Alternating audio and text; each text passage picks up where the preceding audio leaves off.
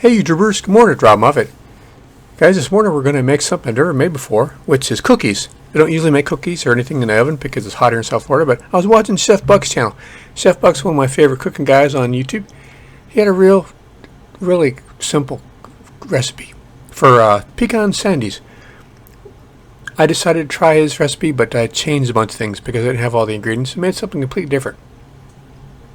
I used 1 egg and about 2/3 cups of oil, 2 teaspoons of rum, a half a cup of sugar, 2 cups of flour, 2 teaspoons of ginger, and a can of chickpeas. That's right, I used some chickpeas and I smashed them up in little pieces. And when they're baked, they're kind of hard, just like a nut. So this was something I've never seen anybody else do. And for my first ever experiment in making cookies, I think they came out pretty decent. I used 1 can of chickpeas. Now the liquid that's in the can, you can save it and make aquafaba. There's a lot of recipes on YouTube.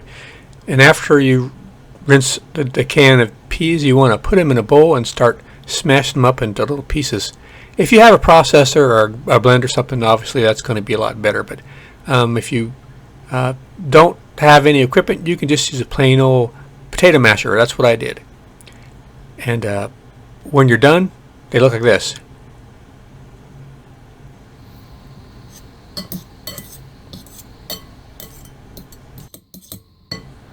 I used 2 cups of flour. I started off with 1 cup just to see what happened.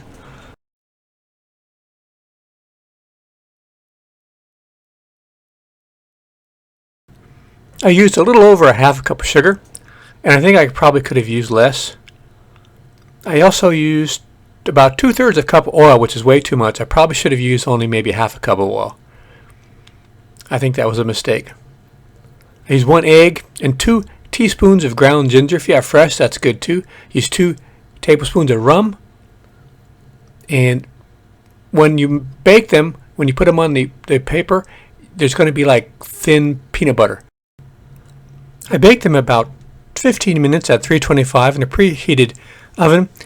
I had no idea what they were going to taste like, and actually they tasted very good. The little garbanzo beans, chickpeas, they had a kind of a crunchiness to them. And, well, I should say hardness. They weren't crunchy like nuts, but they were hard.